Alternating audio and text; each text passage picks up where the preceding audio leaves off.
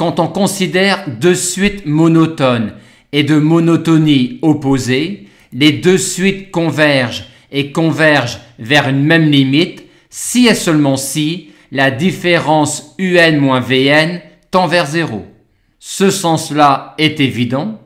Pour l'autre sens, comme UN est une suite croissante, soit UN diverge vers plus infini, soit UN converge vers un réel L1.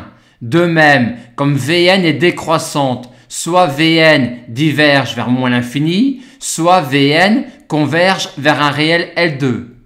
On a donc 4 configurations possibles quand on regarde la limite de UN moins Vn, mais dans ces 4 configurations, celle où UN tend vers plus infini ou celle où Vn tend vers moins l'infini donne pour limite de UN moins Vn plus infini, ce qui est impossible. Par conséquent, UN et Vn convergent vers des limites finies et comme la différence tend vers 0, ces deux limites sont les mêmes.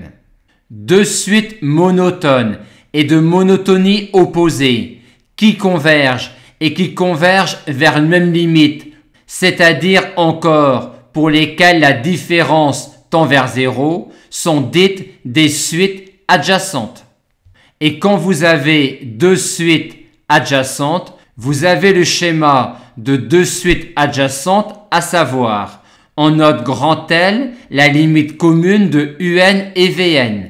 Comme UN est croissante et converge vers grand L, on aura ce côté-ci, le positionnement d'une suite croissante qui converge vers grand L. Et comme Vn est une suite décroissante qui converge également vers grand L, on aura ce côté-ci, le positionnement d'une suite décroissante qui converge vers grand L.